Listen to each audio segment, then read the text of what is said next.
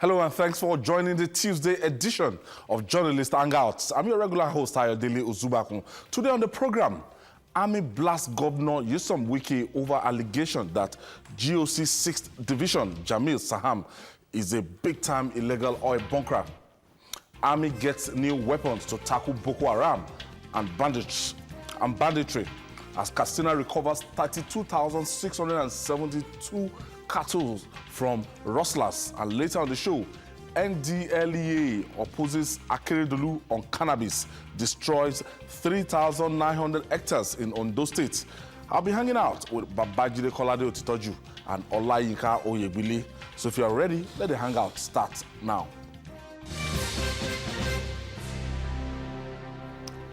Thank you for joining us once again. When the hunter becomes the hunted, or when the cat becomes an ally of the rat, it calls for concern.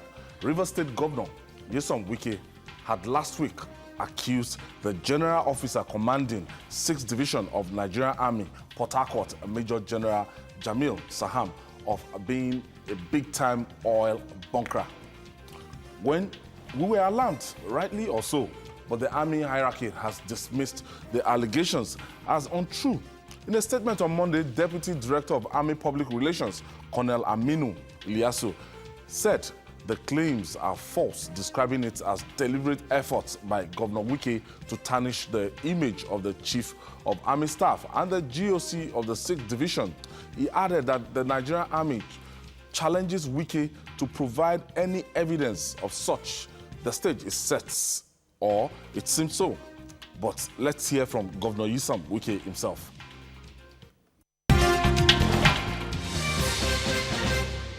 The GOC has his own team now doing oil bunkering for him. Because he wants to be Chief of Army Staff. If you give that kind of person Chief of Army Staff, what kind of security would we have in this country? The security are also part of the oil bunkering. Nobody can hide it. Sabotaging our security architecture. We'll have security meeting, he will release it to criminals. And Chief of Army Staff will leave the man here because he's playing their role. Would the security of this state be with such a man there as GOC? He will compromise our security architecture. And we are fighting every day, making sure that we reduce crime to the barest minimum. But you send us somebody who will going to sabotage the whole security architecture of the state. When you see his own task force are doing oil bunkering for him, what will he do? Will he arrest them? Quite weighty allegation there. Jide, coming from a chief executive officer of the state, security officer of the state, Wike, and we feel that if a kind of allegation like that is coming from a top dog like Wike, is that you can substantiate it, or it's a very, very serious one, Jide? Yes. To make this kind of allegation, you must have your facts, and you must be ready to present those facts before Nigerians. It will be responsible of the governor to make this kind of allegation if he cannot prove it, because it's extremely weighty. I heard him saying that he's doing all that to make money, to become the Chief of Army Staff. Position himself to become Chief of Army Staff. I'm not aware that you need to spend money to become Chief of Army Staff. That's a new one. Except if he's saying that it's not a political party. That the GOC is going to go on a countrywide campaign seeking support to become the Chief of Army Staff. It's the prerogative of the president to choose the service chiefs. And as a retired soldier himself, Buhari is not going to allow anyone to choose the service chiefs for him. He will want to choose service chiefs using his own parameters. He will not allow politicians to choose service chiefs for him.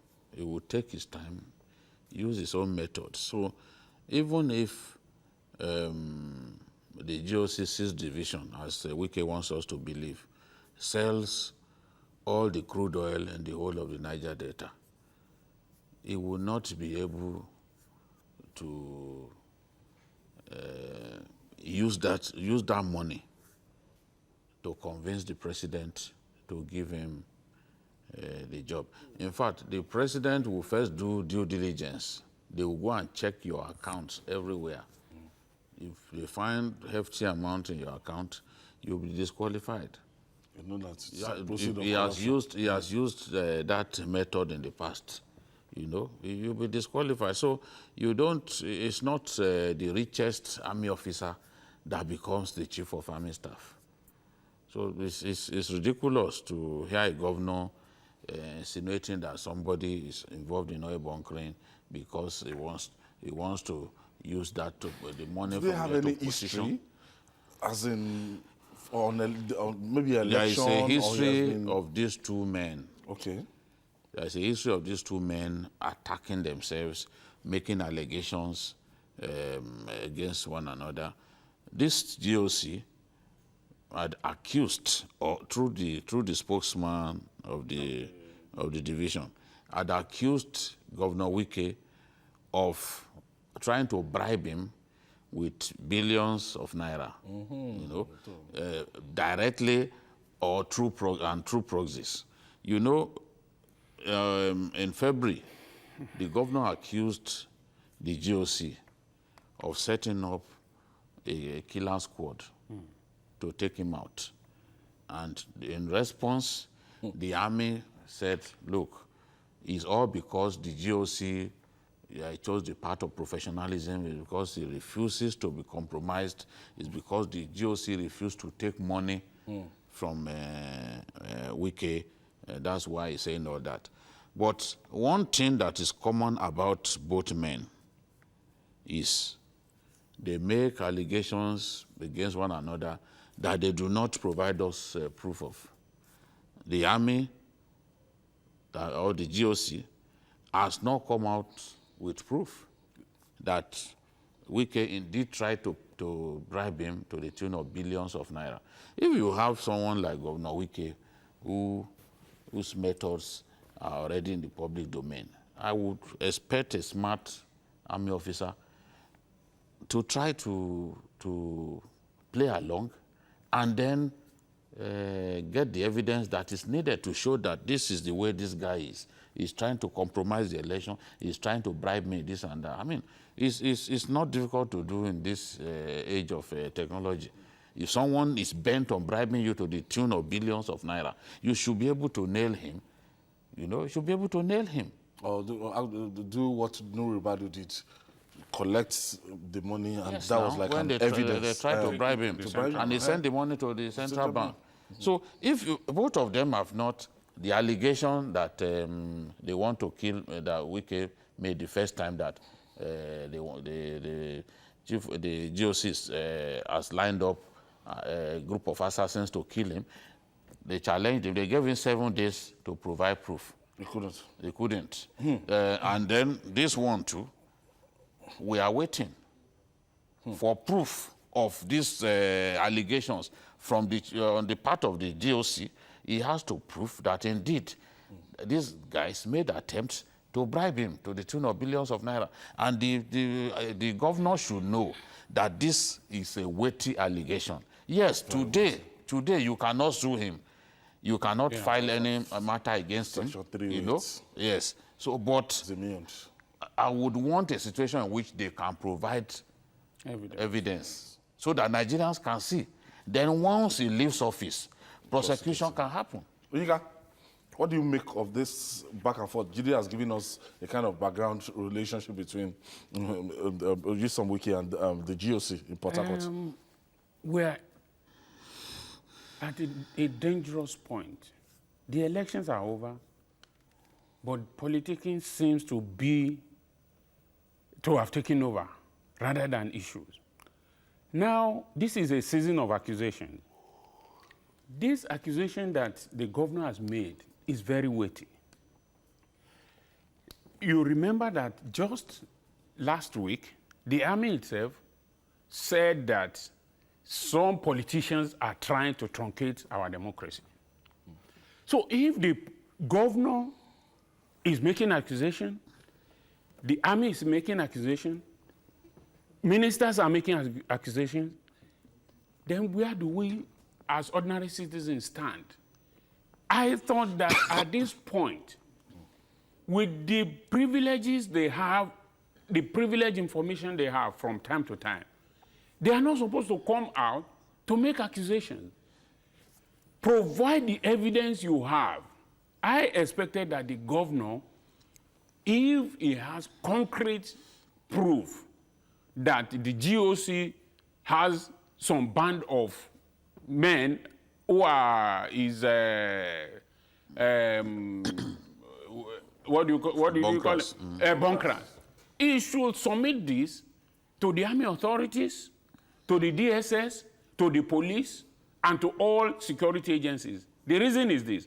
If you say that, okay, it's a military man, you submit it to the army may cover it up. Will the DSS cover it up? Will the police cover it up? Will other security agencies cover it up? Will the press cover Will it the up? press cover it up?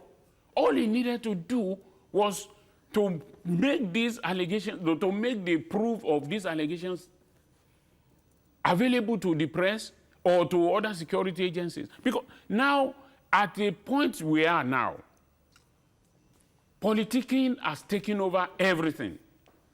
Everybody, you are accused, everybody is accusing the other one of trying to scuttle democracy. That one says he's a bunker. This one says he's this, is that. And these are the people that we voted in or who have the power to be able to protect us from all these things. If a governor is making an allegation and is sure of his allegation, why is he reluctant?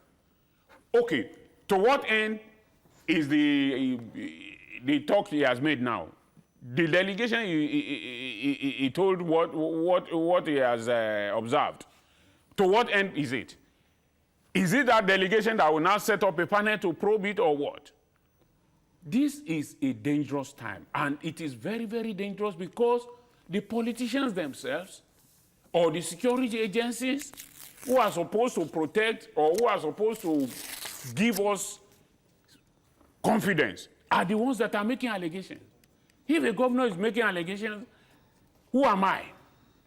So how do you make sure that ordinary citizens are protected when you have the power, the state's power, and the power to investigate, to prosecute, to do everything, yet you are making allegations? Yes. I think our politicians and everyone, even the military, everyone has to come to the reality that politics is over. This is the time for them to govern. This is the time to unfold their policies. It is not the time to make reckless allegations. Jude, before now, it used to be like something that people will always say that, especially these naval officers, these policemen, that they are stuck in trade, you know, especially in the Niger Delta region, is to aid and assist these bunkers, or some of them are bunkers too. Yes, there's no doubt about it. The security agencies are neck deep in this. They look the other way. Sometimes the boys, they know areas where some kingpins operate, and they simply don't go there. They also make money from this thing. It's a big competition to even be posted to those areas because they are seen as areas where people can make money. Look, I was in Okrika the other day, you know, which we like to pronounce as Okrika. It's actually Okrika. I was in Okrika and I saw clearly that bunkering is still very much here. Because they showed me, oh, look, bunkering is taking place here, this and that. I moved around. Bunkering is still very much a negative pastime of our people. and security agencies are involved. No doubt about it. I would not say that the army is not involved or that the navy is not involved. Of course, if I say that, I'll be lying. But the truth is, if you are saying that someone of the level of a GOC, a general of that stature, is neck deep in it, then you must be able to provide proof. Because it's not enough to imagine that, oh, because some soldiers are involved in it, then the GOC has to be directly involved. It's just like saying because some journalists take a brown envelope, that all the journalists are at the top, you know, take brown envelope. Or say, oh, look at that newspaper, because it's a reporter, an individual in that newspaper or organization takes bribe, then it means that the editor-in-chief is a bribe taker. That's why I'm saying that this has to be taken beyond this point. You must provide proof. One thing I do not want to see is for us to damage the credibility of the military on the altar of politics. And this was the reason that during the election, I was pleading that the enemies of Nigeria, who were clearly trying to use the military or using the military to interfere in the electoral process, that they must stop it. Okay. The military can't be going to collation centers to hold people, to disrupt the process by holding people to ransom. Hold your thoughts. Let's just pay our bills. We'll be right back after this time out. It's still Journalist and Guns. Welcome back. Babajide, before we went on break, we were talking about...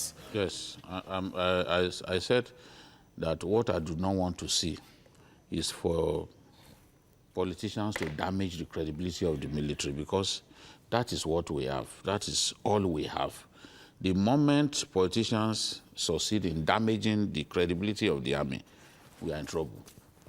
We are on the path to Somalia. That was why I was literally cursing politicians who were using the military during the last election.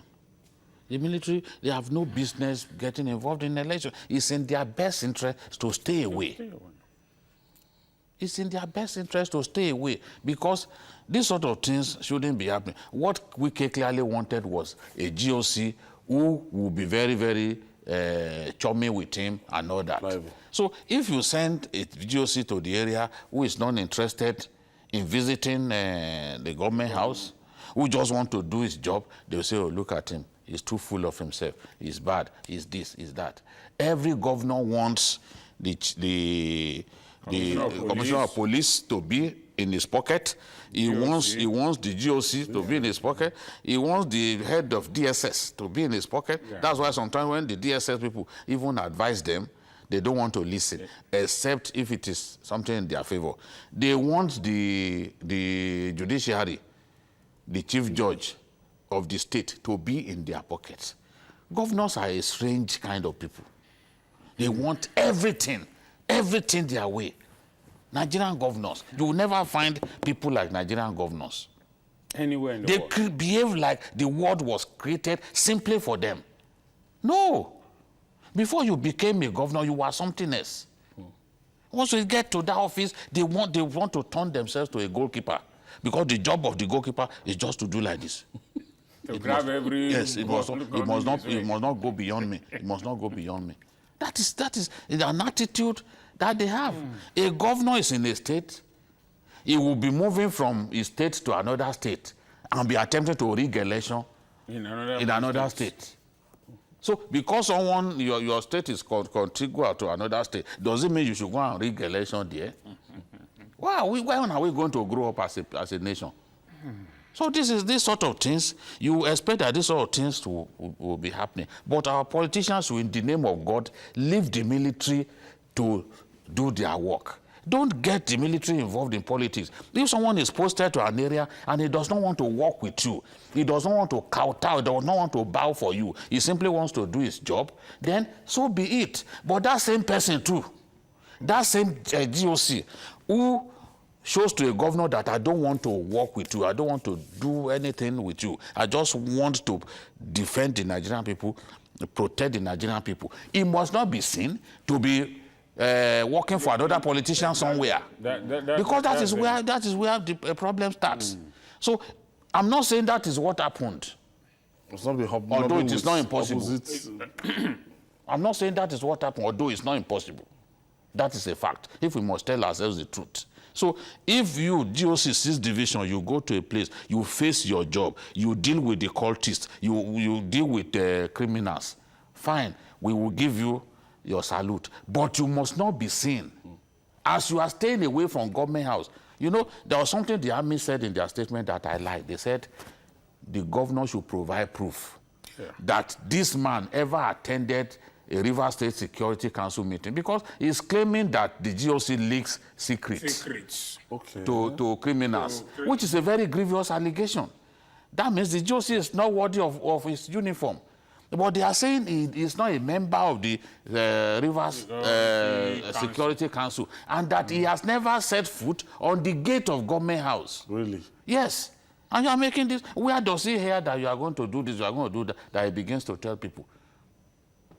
So you are tempted to believe that some of those things, those wide allegations were made to tarnish the guy's image because he did not support them during the election. But you've won the election. Give God the glory that you've won the election. What else do you want? Do you want to conduct a fresh election for which you will need the GOC? You've won the election in spite of him not supporting you. So that is where the governor is just not restrained. It is his nature of, when he talks, you see clearly a man that is unrestrained. There's no need for this allegation because he can't prove these things. He can't. He can't. He can't. And you see, the dangerous aspect of it is that in Nigeria today, the military is still the only institution that has that unifying respect. And if care is not taken, if we destroy the military with all these accusations left, right, and center, it's going to be a bad thing. Because it is only in the military that you see that both respect for hierarchy, for seniority, for rules, and so on is there. So if you now want, because of politics, because you don't like the face of a particular man. I mean, as Jide has said, it is not everybody you work with that will be your friend. But if they do their job very well, leave them alone. Leave them alone. You don't have to be friends with everybody you work with. So the governor must find a way, keep the GOC at an arm's length. Yes. And then let him do his own, and you do your own. The military job is different from the civil job. It's not the same. There's even no point of convergence. Exactly. So what is the problem? I think it's not a new thing in River State. When Rotimi Amechi used to be the governor, the commissioner of police. Commissioner of police, they didn't work with him. Umbu? You know, yes, Umbu never liked him. They were always quarreling, this and that. You see? Okay, Jide, I have Abuja. I have Abdullah from Abuja on the line. Thank you for joining us, Abdullah. Good evening. Good evening, Abdullah. Yes, I'm Abdullah Baja. Okay, go ahead. Yeah, Jide. Alhamdulillah. Thank you. I want to contribute about what Wike is saying for this man. Truly, Wike knows is a very, very person that always accusing our security. Wike he's the first person accusing us. Wike condemning our DSS. Wike accusing police, whether police that escort him, behind of him, holding AK-47, protecting him, he's still accusing our police. Now, he turned to our military. What wicked you need from our security to do? Because Chief of Army Staff said politicians that lose elections, they want to cause problem in this. They are the one that causing problem in this country. He's not lying, because our politicians before the primary election, headmen. Before the primary, they get into primary election, no more headmen. As they get tickets, before election, headmen started. Now, headmen go. Before election, after election, bandit, kidnappers. All politicians cause all this one. Thank you, Abdullah. You know, a lot of Nigerians who want to put it at the doorstep of politicking for the state of insecurity. Even it's we've a lot of our friends on Facebook. Most of them are on your friend list. Funny characters. You know the sort of comments that they make about this. Oh no, there's no killings again because this has happened, because that has happened. But it is not an excuse for the government to not protect the people. You can lay the blame at the doorstep of politicians. You can lay it at the door of politicians. But it's your responsibility as the government to protect the people. It does not insulate you from blame. If you like, you can say all the killings were by politicians, this and that, although we know that bandits have been striking in this place for many years. Oh, yeah. For many years. Someone even won an award as far back as 2014 for his story on banditry in Katsina and Zamfara. So it's not a new thing. Buhari didn't create it. He met it. He just happens to not have been able to solve the problem. Yeah. So if you like, keep saying that the government, it is politicians, whether it's politicians or not, the government owes us a duty to solve the problem. And if they must make examples out of big politicians just for us to see that problem solved, we will support them. That's what we want. It is just we are not interested in excuses. Exactly. It is just like what I said when we began, that we don't want to hear that it is a certain politician or politicians are the one. You have the paraphernalia of office, security, and everything. You don't even need to announce this. Arrest the politician that you suspect is the one causing it. Bring him to court. Let the people say that it's because he's not in your party or because he didn't support you and all that. Prove your case in the court. Then we will know that, yes, we are working. But we keep accusing and saying that, no, politicians. How many times are we having politicians today? We've had politicians in Nigeria since Nigeria was started as a country. All right. Moving on now. It is said that a knight with adequate weapons has won the first stage of a battle. The reason is that being well armed is on its own a sign of victory. The war against worsening insecurity in Nigeria, in many parts of Nigeria, got a boost when the military received new arms and ammunition. The Nigerian army on Monday took delivery of weapons purchased from Slovakia to tackle armed banditry and Boko Haram insurgency. Meanwhile, in Katsina State, the government seems to be making some gains in the war against armed banditry by employing the weapon many fail to use, that's communication. The state recovered 32,672 cattle from rustlers. This, Governor Aminu Bello Masari attributed to dialogue between herdsmen and farmers in the states. Now, is this the tonic we need? Let's first of all talk about, you know, for some years now on Journalist Hangouts, we'll be talking about how difficult it is to acquire weapons, that you don't get it on the shelf except you go through a third party to buy the black market, which Jonathan Goodluck attempted, and the rest they say is history. Now, after some years, because I can notice the space, it's been a long time I've read this kind of news, that we've actually acquired some. I think the military guys can now hear a sign of relief because this is what they've been agitating for. Oh, no, certainly not. Not this kind of weapons. These are small arms. When we talk about weapons, the weapons that the army needs, we are talking about Humvees, trucks, armor tanks. You know, those are the game changers, not small arms. So, you see, because those big weapons can't get into those palaces that they paraded. For me, if I were the chief of army staff, I won't announce this. This is no big deal. I won't announce this. Because it's only small arms that you have there. Like guns. Yes. Guns are not what we are talking about. We are talking about, you see, a lot of the trucks that we use, APCs, multi-terrain vehicles, those 4x4 and all that, a lot of them are in bad shape. Or more tanks. And that is why the army has not been able to transit from a defensive force to an attacking force. The Chief of Army Staff boasted during the Chief of Army Staff conference that they are going to move now in response to increasing, sustained demand by some of us that they should become an attacking force. So that you don't wait for the enemy to come and catch you where you are. Take the battle to the enemy. But you can only take the battle to the enemy when you have the right weapons. You have those trucks. Trucks and...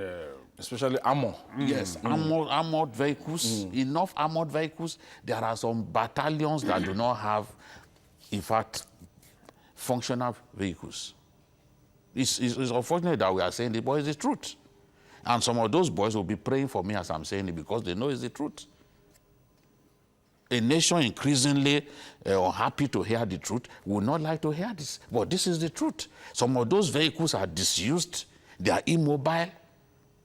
We need those are the game changers, not the small arms. Small arms. No.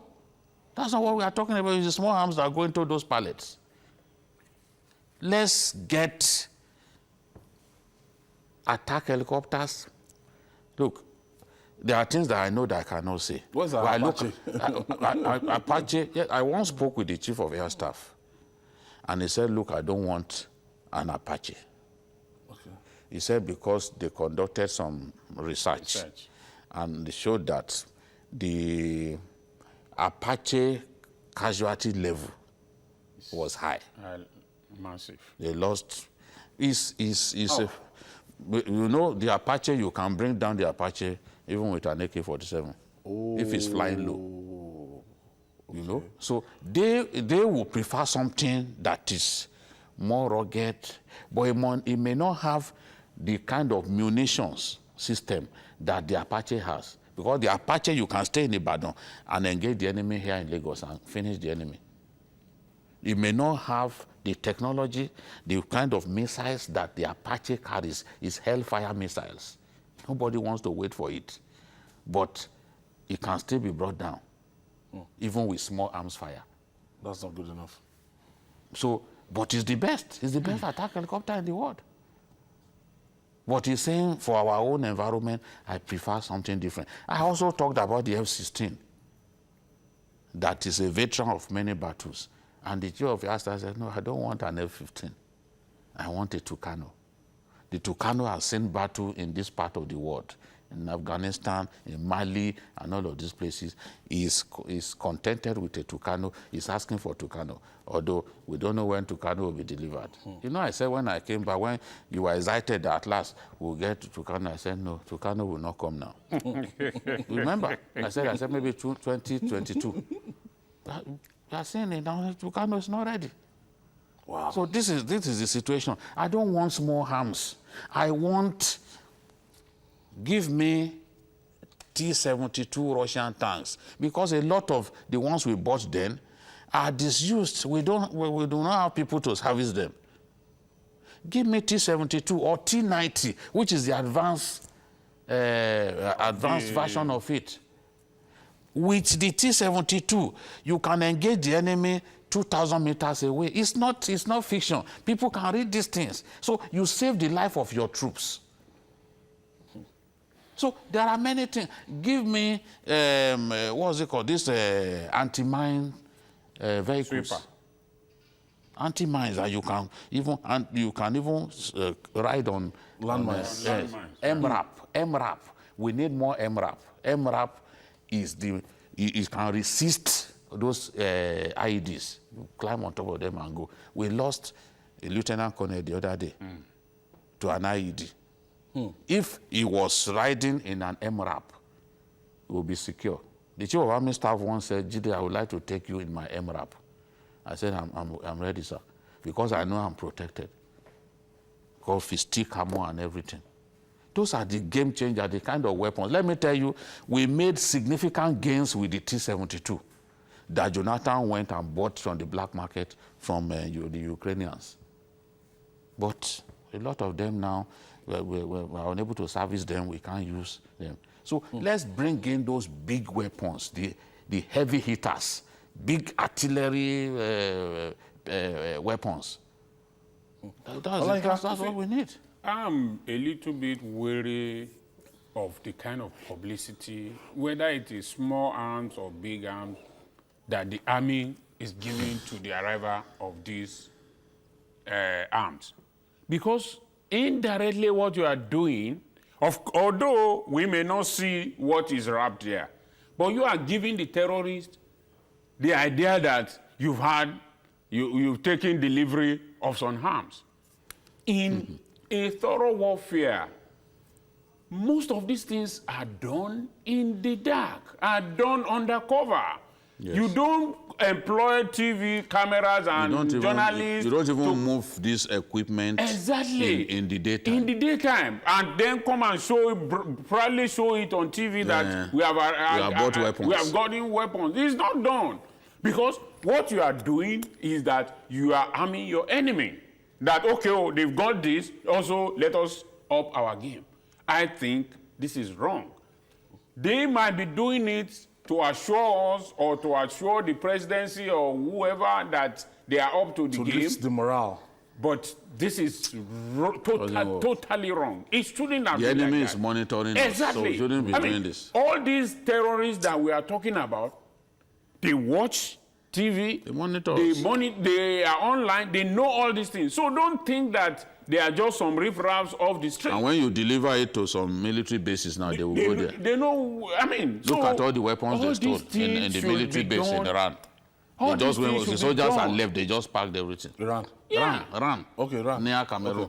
Okay. So all these things should be done undercover and not announcing with small glare and publicity like this. Even they too admitted that they were small arms. Jude, let's talk about Right Honorable Almilu Bello Masari. This is not the first time he will be doing this. This is another feat, trying to broker peace between the farmers and the herders. Well, the governor has made this move. Whether it will achieve significant results is another thing. In the last 24 hours, 26 persons were killed by bandits in Katsina alone. Alone? Yes, in 3 local governments. 26? Yes, in 3 local governments. They went and killed people. Basari, Damusa, you know? Rollback. Yeah, they say the thing is, those guys have found a way to make a living. And they are not prepared to stop. To stop it. They are just not prepared to stop. There's no peace. A lot of those communities, especially those ones close to Zamfara, they don't live in peace. People have fled their homes. Zamfara is almost like, Katsina is almost like Zamfara now. Only a few areas are safe. We still haven't, the in-law of the president that was taken away, up to now, we still haven't seen him.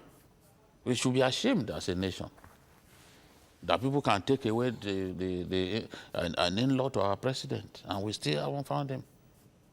The other day, it was the governor of Katsina's in-law that was taken away. It's you know what that means? Gradually.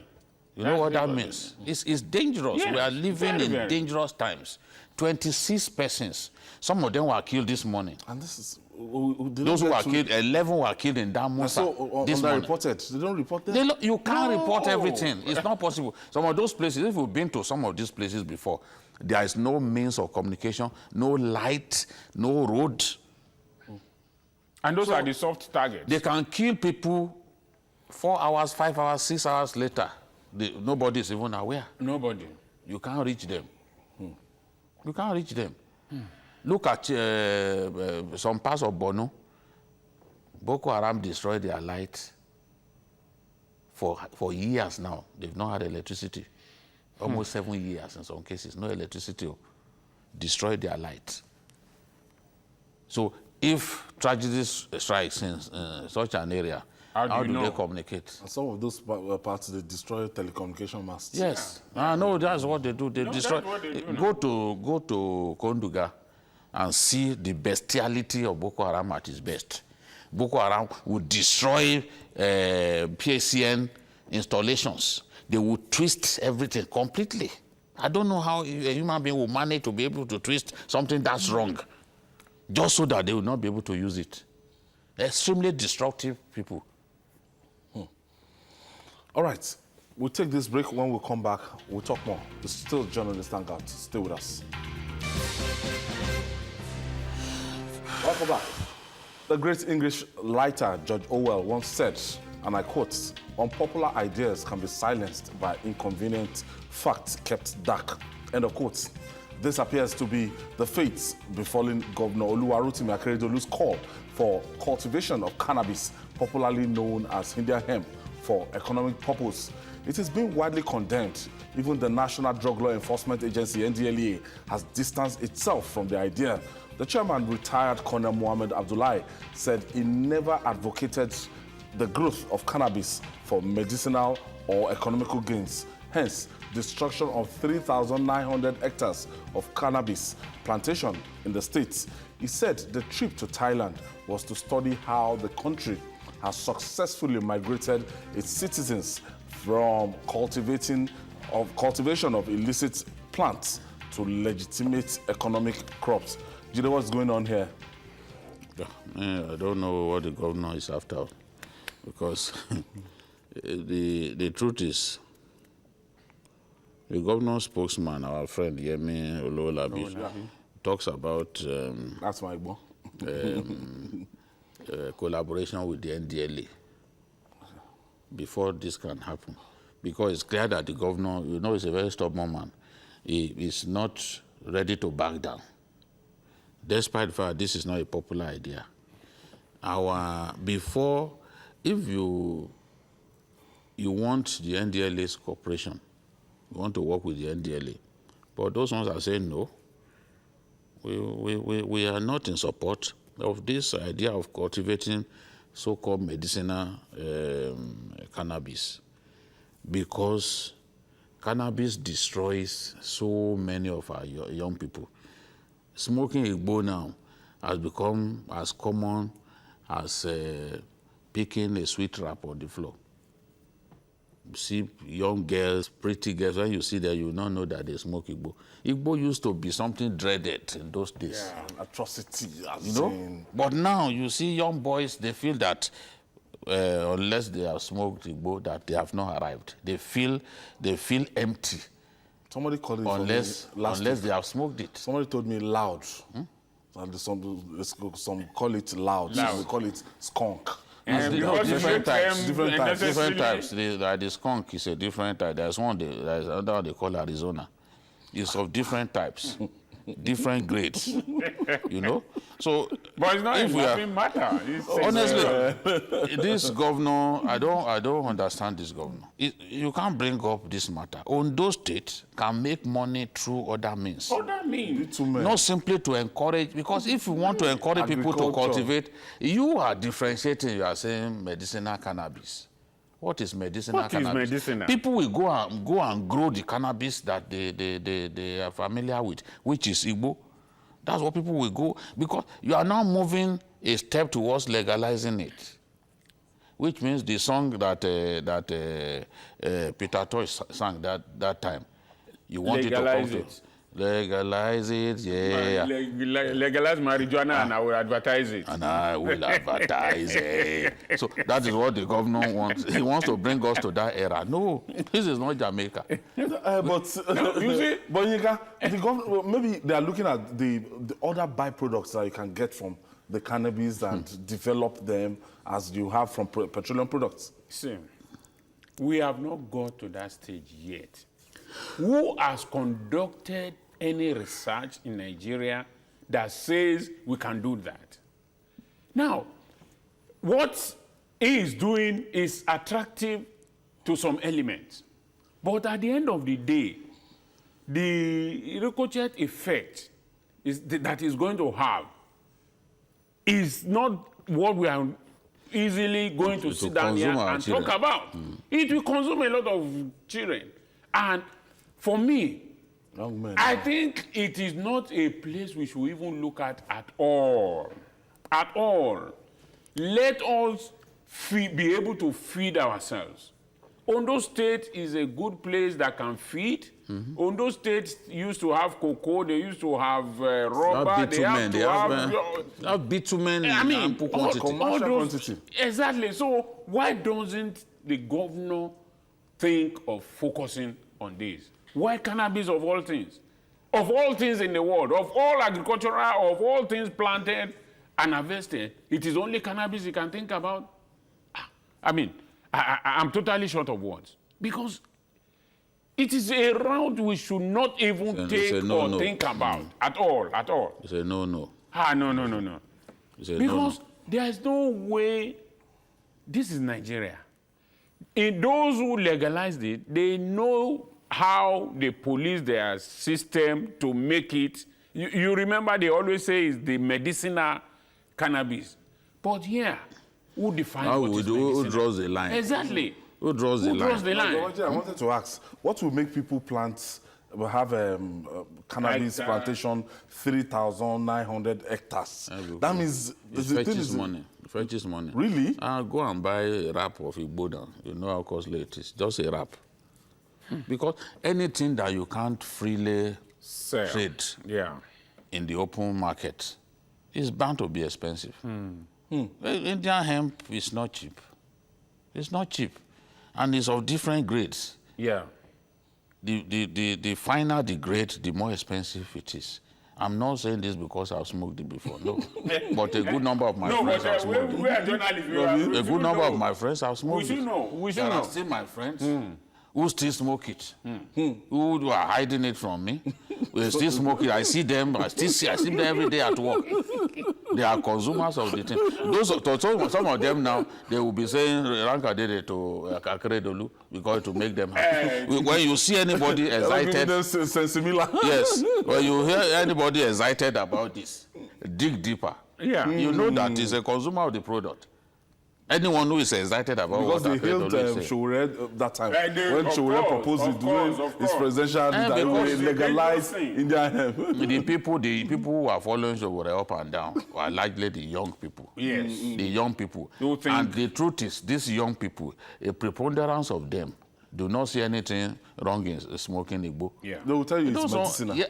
They say young boys, fine boys, this is what they smoke. You know what they do now? They drive all the way from the island in their posh cars, drive straight to Shrine here and just park. They've come just to smoke Igbo. Just to smoke Igbo. Just to smoke Igbo. And they are beautiful women too. They're stepping down from that Range Rover yes, and all they just come down, just smoke Igbo there because they can't freely smoke it in their own. Exactly. You see the beautiful girls, bankers, and the rest of them. Yeah. They can't freely smoke. They've been smokers since their university days. They still haven't given it up. You know, those vices are difficult to give up.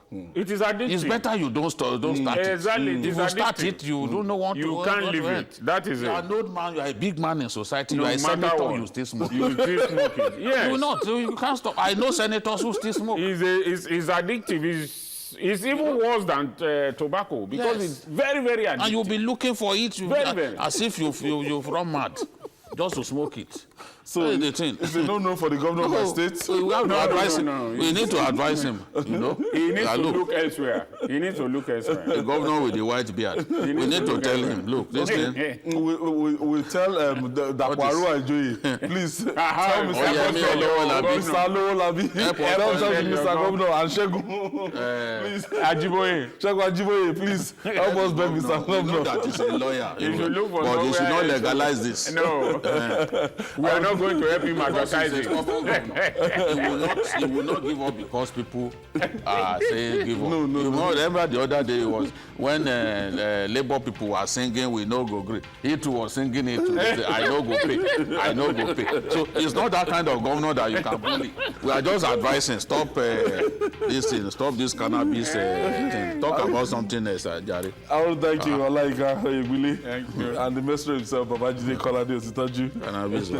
And that's our offering today. Join us tomorrow for another episode of the program. You can also watch Journalist Hangout on our platform showing on the screen.